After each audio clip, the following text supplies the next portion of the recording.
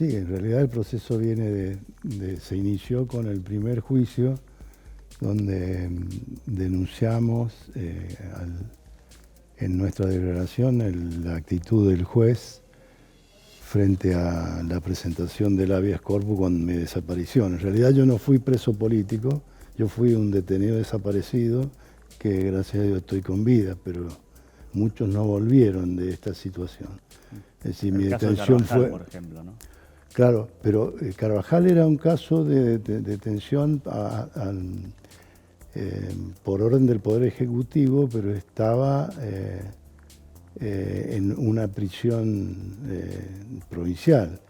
Digamos, el caso de Carvajal es gravísimo porque fue un asesinato en la cárcel, digamos, donde también tiene que ver todo esto que se ventila en este juicio, porque, bueno, este juicio ya fue a la Cámara, volvió atenuado, digamos, como ocurre normalmente con las corporaciones, ¿no? Se cuidan entre ellos. Y, bueno, la importancia que tiene esto es que deja una vez más, muestra a la sociedad que la impunidad tiene sus límites, a pesar de que hoy violan las normas todos los días, ¿no? Porque tenemos el peor poder de la Argentina es el Poder Judicial en cuanto a la consideración pública. Más del 80% de la gente rechaza el funcionamiento del Poder Judicial y básicamente la Corte Suprema de Justicia que tenemos, que es un partido político la Corte. En el caso del juez Caballero Vidal, habrían dos hechos. El primero fue no dar curso al habeas corpus presentado por mis familiares y por mi abogado defensor, Pedro Bayugar, con lo cual se incurre en un delito de violación de deberes de funcionario público. Es decir, toda persona tiene, que tiene un cargo público, más un juez, tiene que investigar ante un delito tan grave como es la desaparición de una persona. Él no produjo ningún movimiento del expediente, tampoco ocurrió en la justicia federal, cuando el juez era Gerarduzzi. De manera que había una complicidad entre el Poder Judicial y el régimen de facto, que tenía una estrategia de domesticar a la población con los métodos represivos más violentos para implantar un plan económico, que en realidad los ideólogos del proceso de reorganización nacional, como se llamó, eran empresarios, es decir, eran los que habían pensado esto, con alguna complicidad del sector externo también, ¿no? De Estados Unidos. De manera que, bueno, esto es un poco de justicia, poca, a mi juicio, para gente que ha sido cómplice, porque está aprobado ha hecho un muy buen trabajo el fiscal, muy claro su alegato y sus fundamentos.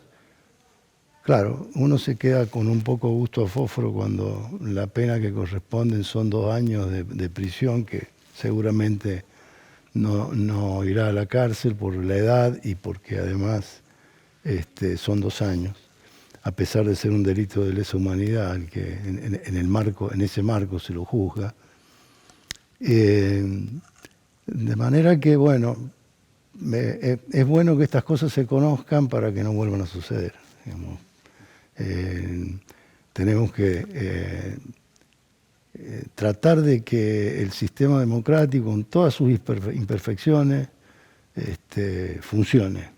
Y para que funcione tiene que funcionar la independencia de poderes y la justicia o los jueces o el poder judicial debe ajustarse a la norma. Es decir, acá hay cientos de fallos que se apartan de la normativa. Con lo cual, digamos, esta es la razón por la que la gente no cree demasiado en la justicia. Bien, haciendo referencia a ese gusto a poco que le queda justamente porque no habrá justicia que finalmente nos devuelva la vida de, como usted bien decía, de Carvajal, ni anule todo lo que a usted le tocó pasar ¿Por qué se hace el pedido de tan solo estos 2 Es años? que hay casos, disculpa que Sí, te sí. interrumpa, pero hay casos actuales de gente que está acusada sobre delitos no probados, causas inventadas, que está sufriendo hoy las arbitrariedades del Poder Judicial, con embargos, con una vida limitada, digamos. Están usando su derecho más importante, que es el derecho a la libertad. Y esto ocurre hoy, digamos. Por supuesto que queremos que haya justicia, no por venganza, sino porque tiene que dejar, por lo que decía antes, digamos, la sociedad tiene que comprender que no todo se puede hacer y es gratis. Seguro. Héctor, ¿cuándo se va a conocer si es que se da la sentencia? Porque por ahora es un pedido del fiscal. Claro. Sí, ahora es el alegato, digamos, el fiscal ha pedido la pena de 2 años de prisión e inhabilitación total. Digamos, para una persona de edad como el caballero Vidal no le afectan demasiado, pero bueno, se ajusta a lo que dice la ley penal, de manera que por los delitos que se lo acusa. Así que esperamos que los jueces condenen. Bien. Héctor, estamos compartiendo, mientras justamente dialogamos con usted, imágenes de lo que fue uno de los tantos juicios, y me gustaría preguntarle más en el plano personal, ¿qué siente? Nosotros estamos hablando y haciendo mención a fechas, hablamos del año 1977 cuando a usted le tocó vivir esto. Vemos imágenes de décadas atrás y continuamos en el 2022 y usted tiene que seguir de alguna manera reviviendo constantemente esto. ¿Qué le hace sentir? Y no es ¿Tiene paz en algún fácil, momento? digamos, no es fácil, pero yo me siento con la obligación de denunciar esto para que se sienten precedentes para que esto no vuelva a ocurrir. Es decir, en realidad mis primeros años después de mi aparición fueron duros porque obviamente yo hasta último momento y cuando estaba libre pensaba que me venían a buscar porque conocía de los casos de la gente que desaparecían de esa manera. A mí me sacó una patota camuflada, con medias en la cabeza, con pasamontañas, armados hasta los dientes, que eran miembros, después se ventiló en el juicio, eran miembros del Ejército, de la Gendarmería, de la Policía Federal, de la Policía de la provincia. Me tiraron en un baúl, me golpearon, y esa misma noche me torturaron durante no sé qué cantidad de horas. De manera que todas estas cosas se reviven cuando este tema sale, ¿no es cierto? Pero gracias a Dios he podido construir mi familia, he tenido una trayectoria decorosa, he sido 9 años secretario de investigaciones de esta universidad querida, y me he recuperado, digamos, de esta situación, pero bueno, algunos no tuvieron la posibilidad de volver, ese es el tema. Se quedaron con sus vidas. Y son parte de esa lucha. Y encima discutimos si son 30, si son... Y ni siquiera de ser encontrados. Exactamente. Donde la familia tenga un lugar donde poder velar por ellos, llorarlos. Es tremendo. Sí. Héctor, preguntarle por último, ¿hay algún tipo de antecedente en la justicia federal de una condena así a un ex magistrado? ¿Y se ha tenido la oportunidad alguna vez de poder conversar en ámbito Mire, cómplices, de privado con cómplices del proceso hay a doquier, porque todos los jueces, o la mayoría, y los que no lo hacían, tenían la represalia que tenía cualquier ciudadano común.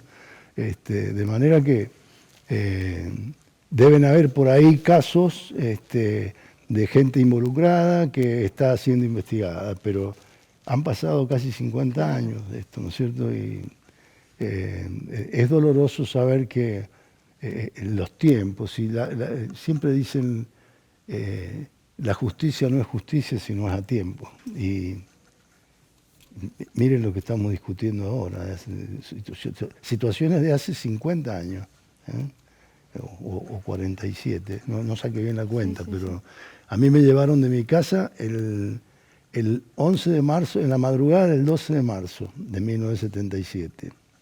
Y desapareció hasta el 6 de abril.